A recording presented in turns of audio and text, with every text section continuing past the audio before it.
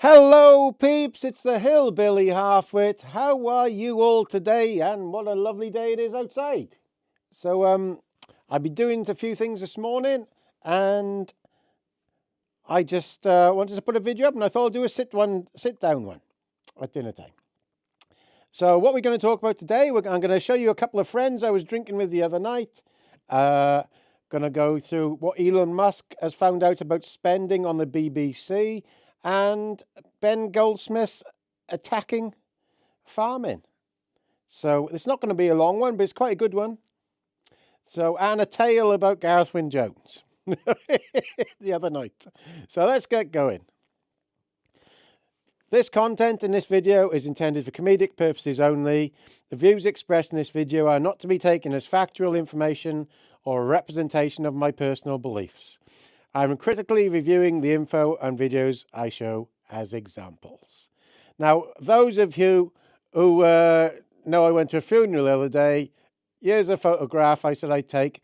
If you look in the background, there's some of my farming friends there, and the guy on the right was my best friend going through school. The other two there, I won't mention their names in case they don't want to be on here, but their brothers were some of the people I was talking about in these funny stories. And I had a great crack with them, and I was with a load of other friends as well, but I didn't take a photo of them, but I said I'd put this up. So a really good night, and nice to meet up with everybody and to see some people that I haven't seen for ages. So when I was out that night, I I met up with a chap, I won't mention his name, that knows Gareth Wyn Jones. And he said Gareth Wyn Jones had phoned him or texted him, asked him, who is this hillbilly halfwit? And of course he texts back, he's okay or whatever. So as you know, I like Gareth Wyn Jones. We do have the odd row, but I do like him. So I said, send him a picture. So I put my arm around this chap and he took a picture. And he sent the picture back to Gareth, and God knows what he said on it.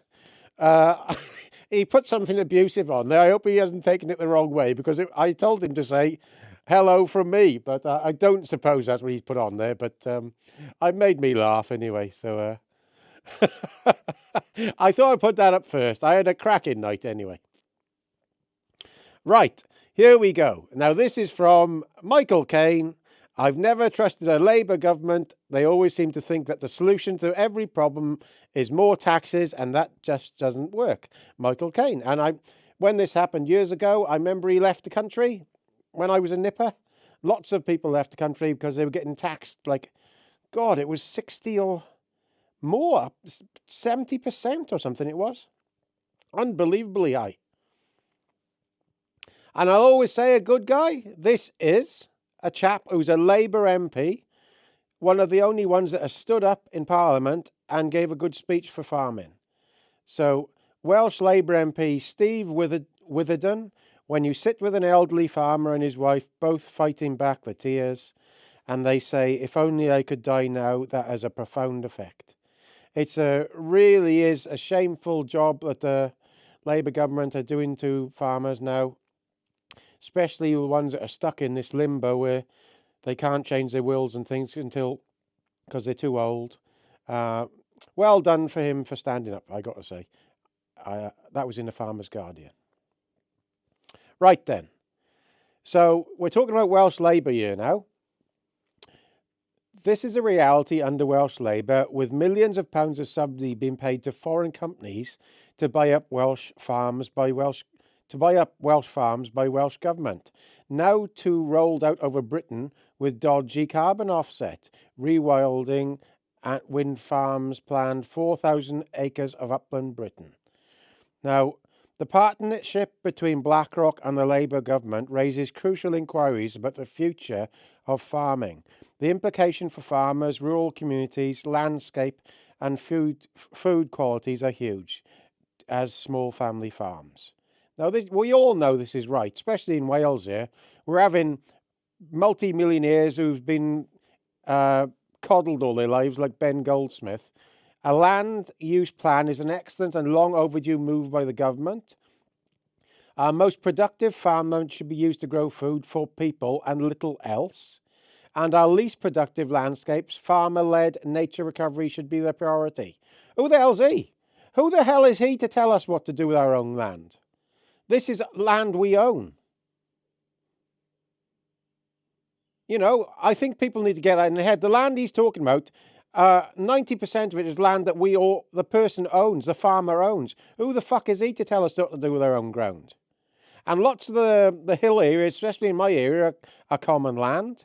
So that's a common land right given to the farm. It's nothing to fucking do with him, the bloody rich kid. We've seen what happened when he tried to get elected under Boris there, when he lied about Heathrow Airport, how he said he wanted the runway and then he didn't want the runway.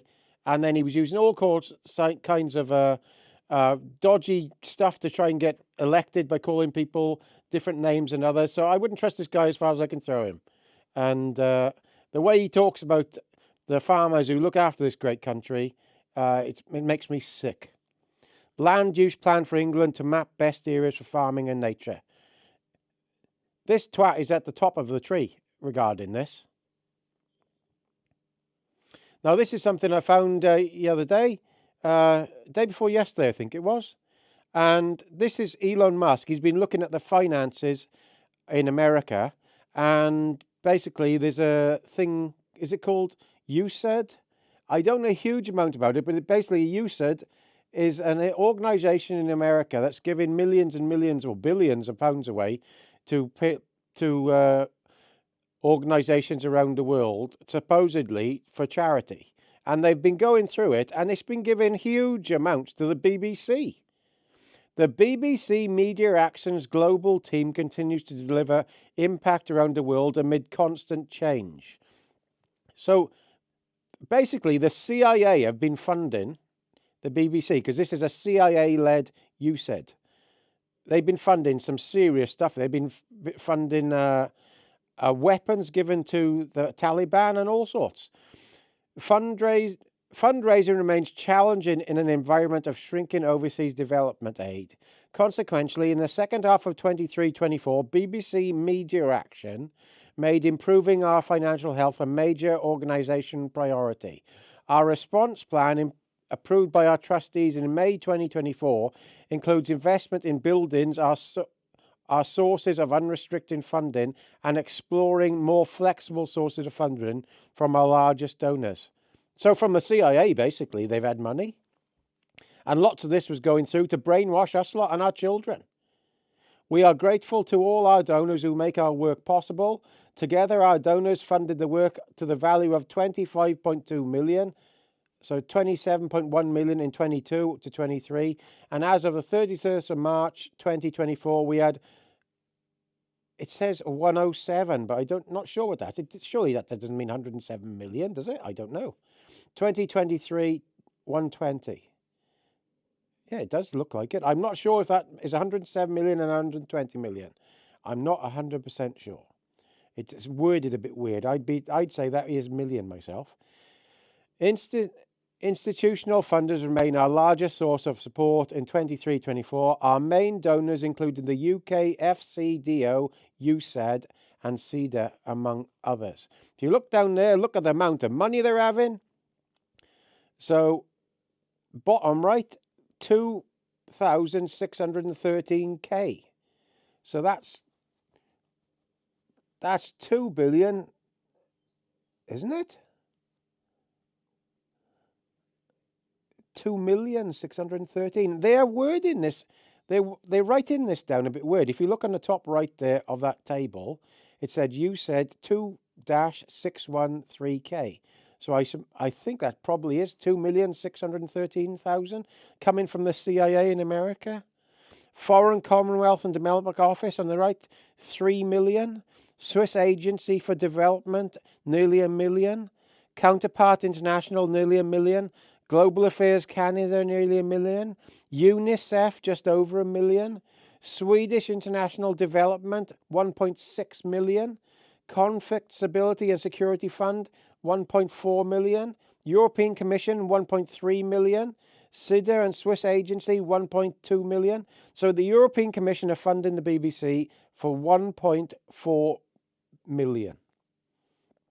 There's the top donors for 23-24. And we wonder why the BBC are against Brexit and all sorts, eh? And because they're being paid by him. 1.5 million.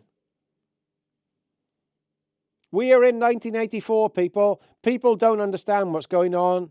Here we are. So that's a video today. Not a very long one. Some bits and bobs today. But really enjoyed going out the other night, seeing my friends. I didn't have one of Lumper and that lot because we didn't have a photo that night for some reason. We were busy drinking. So great to see them, lads. Hope you're all well. So all the best, Gaz.